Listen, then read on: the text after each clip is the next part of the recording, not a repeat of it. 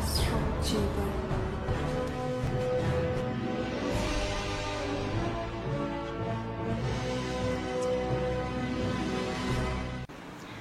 नमस्कार दोस्तों, कैसे हैं आप सभी। आई होप आप सब अच्छे होंगे। दोस्तों, अगर आप स्टोन्स में बिलीव करते हैं तो आज मैं आपको बताऊंगी कि कौन से ग्रह का और किस राशि का स्टोन आपको पहनना चाहिए। दोस्तों, केवल राशि मालूम करके ही हमें रत्नों का चुनाव नहीं करना चाहिए। अक्सर हम ये देखते हैं कि लोग अपनी राशि पता करके स्टोन पहन लेते हैं, या अक्सर लोग अपना नाम जान करके मेरा ये नाम है तो मेरी राशि कौन सी बनती है तो स्टोन बता दीजिए। ऐसा नहीं होता है दोस्तों। रत्नों का चुनाव जो है हमें जन्म पत्रे दिखा करके उसमें जो लगन कुंडली होती है उसको आप अच्छे से चेक कराइए, तब कहीं जाकर के आपको रत्नों का चुनाव करना चाहिए। क्योंकि देखिए, अगर आपकी मेष राशि है तो देखिए, मेष राशि तो जाने कितने ही लोगों की होगी, तो इसका मतलब ये तो नहीं कि हर एक को जिसकी भी मेष राशि बनती है उनको मंगल का रत्न पहना दिया जाए। ऐसा नहीं होता है बिल्कुल भी।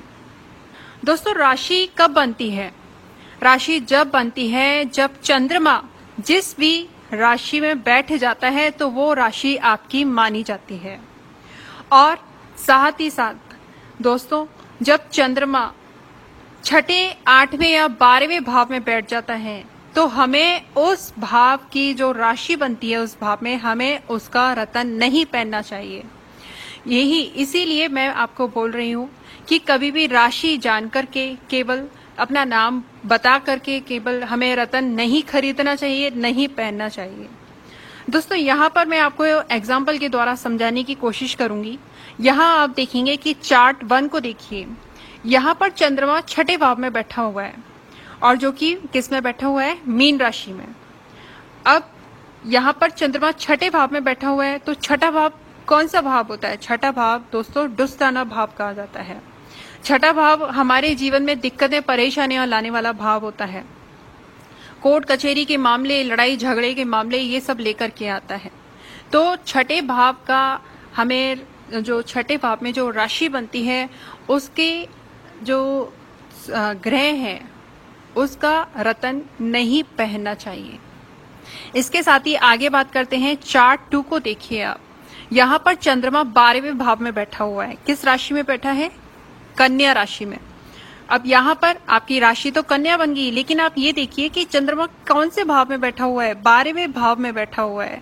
12वें भाव के स्वामी का रत्न नहीं पहनना चाहिए, क्योंकि 12वां भाव जो होता है हमारे जीवन में अकेलापन, लोनलीनेस या बेवजह की दिक्कतें, अननेसेसरी खर्चे, physical loss, mental loss, money loss, इनसे जुड़ा हुआ है। तो हमें 12वें भाव के स्वामी का रत्न भी नहीं पहनना चाहिए। इसके साथ ही आप अब आगे देखेंगे।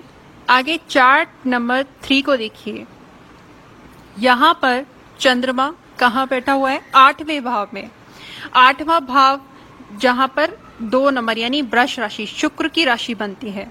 अब यहाँ पर आपका जो चंद्रमा है, आप देखिए आपकी राशि जो है यहाँ पर शुक्र की राशि बन गई। तो ऐसे में आप क्या करेंगे कि अरे मेरी राशि शुक्र की राशि है तो इसका मतलब मुझे जो है हीरा पहन लेना चाहिए। ऐसा नहीं होगा। आप ये देखिए कि चंद्रमा कौन से भाव में बैठा हुआ है। यहाँ पर चंद्रमा 8वें भाव में बैठा हुआ है। 8वां भाव किसका होता है? 8वां भाव आपके जीवन में आने वाले उतार चढ़ाव का होता है, एक अननोन फियर का होता है और अचानक आने वाली दिक्कतों का होता है। तो 8वां भाव हमारा इसका होता है।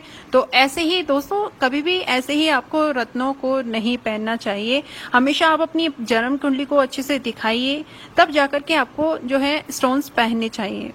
यहाँ पर बगल में आप देखेंगे मैंने भाव का भी चार्ट बना रखा है आपकी जानकारी के लिए, कि आप जान सकें कि पहला भाव, दूसरा भाव, तीसरा भाव, 5वां, छठा, ये भाव जो है ये कौन कौन से भाव हैं।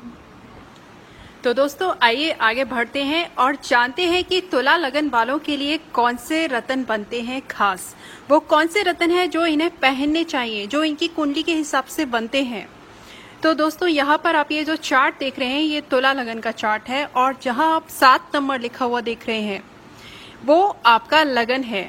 देखिए यहाँ साइड पे मैंने पहला भाव, दूसरा भाव, तीसरा भाव, ऐसे ही आपको भाव बता रखे हैं जिससे कि आप पहचान जाएं कि ये कौन कौन से भाव हैं। यहाँ पर आप देखेंगे कि तुला लगन में 7 नंबर लिखा हुआ है, तो ये आपका पहला भाव है। ठीक है, तो सबसे पहले हमेशा मैं आपको बताती आई हूँ कि आप जो है सबसे पहला रत्न आपके लिए आपके लगन का बन जाता है। आपने जो है अपने लगन को स्ट्रेंथ देनी है। लगन कौन है? लगन आप खुद हो, तो इसलिए आपने खुद को स्ट्रेंथ देनी है। तो उसके लिए जो आप देखेंगे तुला राशि जो है, तुला राशि किसकी है? शुक्र ग्रह की। तो शुक्र ग्रह का हीरा या ओपल रत्न आपके लिए बन जाता है सबसे पहले। हो सकता है कि आप ये भी सोच रहे हो कि 2 नंबर जहाँ लिखा हुआ है वो भी वृष राशि का है और शुक्र का ही है, तो शुक्र का रत्न भला हम कैसे पहन सकते हैं जबकि इसकी दूसरी राशि 8th हाउस में भी बनती है। दोस्तों, आपकी बात बिल्कुल सही है, लेकिन यहाँ पर हमें क्या देखना है? यहाँ पर हमें जो है लगन को देखना है। तो लगन कौन है? लगन तो आप खुद हो, एसेंडेंट आप खुद हो, तो आपने अपने को स्ट्रेंथ देनी है। आपने ये चीज जरूर देखनी है कि शुक्र जो है 8th हाउस में नहीं होना चाहिए। ठीक है, शुक्र आपके 2 भावों का लॉर्ड है, एक तो है 1st हाउस का और एक है 8th हाउस का। जहां 2 नंबर लिखा हुआ है वो आपका दूसरा भाव है। तो आपने ये देखना है कि शुक्र की प्लेसमेंट देखिए 8th हाउस में नहीं होनी चाहिए। शुक्र की प्लेसमेंट अगर 1st हाउस में है, पहले भाव में है, तो आपके लिए हीरा या ओपल रत्न बिल्कुल बन जाता है, आप पहन सकते हैं। नेक्स्ट स्टोन आपके लिए जो बनता है वो है शनि ग्रह का रत्न, नीलम रत्न। देखिए दोस्तों, यहाँ पर 4th हाउस में 10वें नंबर की राशि जो है वो मकर राशि है और 5th हाउस में 11 नंबर की राशि कुंभ राशि है, और ये दोनों ही राशियां शनि ग्रह की हैं। तो यहाँ पर आपके लिए शनि बहुत ही मेन योग कारक ग्रह बन जाते हैं, क्योंकि शनि यहाँ पर आपके लिए त्रिकोण की राशि में भी आ गए और आपके लिए केंद्र भाव में भी आ गए। जो आप ये साइड में भाव देख रहे हैं, इसमें पहला, चौथा, 7वां, 10वां भाव, ये जो 4 भाव हैं ये केंद्र भाव हैं, और पहला, 5वां और 9वां भाव ये आपके त्रिकोण भाव हैं। ठीक है, तो यहाँ पर आप तुला लगन के चार्ट में देखिए 7वां, 11वां और तीसरा भाव ये आपके त्रिकोण भाव हो गए। यहाँ पर मैं 3 नंबर जो लिखा हुआ है मिथुन राशि, उसका रत्न मैं आपको रिकमेंड नहीं कर रही हूँ, क्योंकि मिथुन बुध की राशि है। बुध की जो दूसरी राशि है देखिए वो कहाँ पर है? 12th हाउस में। तो इसीलिए आपको बुध का रत्न मैं रिकमेंड नहीं कर रही हूँ। आपके लिए जो मेन रत्न बनते हैं शुक्र और शनि के रत्न आपके लिए बन जाते हैं। अब शुक्र ग्रह का रत्न आपको कब पहनना है? देखिए, शुक्र ग्रह का जो दिन है वो है शुक्रवार, तो इसीलिए आपको शुक्र ग्रह का रत्न शुक्रवार को पहनना है। फिर आगे की कौन सी फिंगर में पहनना है, इसको आप रिंग फिंगर में पहनिए। आप हीरा रत्न पहने या ओपल रत्न पहने, आपने पहनना रिंग फिंगर में है। और आप राइट हैंड वर्किंग है तो आप राइट हैंड में पहनिए, आप लेफ्ट हैंड वर्किंग है तो आप लेफ्ट हैंड में पहनिए। अब आगे बात करते हैं कि शनि ग्रह का रत्न आपको कब पहनना है। देखिए, शनि का दिन भी शनिवार का होता है, और नीलम रत्न कौन सी फिंगर में पहनना है? ये आपको मिडिल फिंगर में पहनना है। देखिए, आप जो भी रत्न पहनते हैं आप उसके लिए शुक्ल पक्ष का चुनाव करें। ठीक है, आपको जब भी रत्न पहनना है शुक्ल पक्ष में ही पहनना है, इस बात का आप जरूर ध्यान रखिएगा। तो इसके साथ ही मैं आपको आगे बता देना चाहती हूँ कि मैंने आपको जो ये जानकारी दी है ये एक जनरल जानकारी दी है कि तुला लगन वालों के लिए कौन से रत्न बन जाते हैं। आपको इस बात का जरूर ध्यान रखना है कि आप जब किसी भी रत्न का चुनाव करें तो आपको क्या करना है, आपको अपनी जन्म पत्री दिखानी है।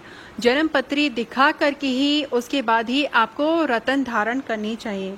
इसके साथ ही आगे मैं बता देती हूँ कि अगर शुक्र ग्रह और शनि ग्रह की लगन कुंडली में 6th हाउस, 8th हाउस या 12th हाउस में बैठ जाते हैं तो आपको तब इन रत्नों का चुनाव नहीं करना है। बेहतर है कि आप कोई रत्न ना पहने, इसके बजाय आप कोई वास्तविक उपाय करने पर ध्यान दें। तो दोस्तों, ये आज मैंने आपको जानकारी दी तुला लगन वालों के लिए, उनके लिए कौन से रत्न खास बन जाते हैं तो इसी के साथ मुझे दीजिए इजाज़त। मेरी वीडियो देखने के लिए आपका बहुत बहुत धन्यवाद।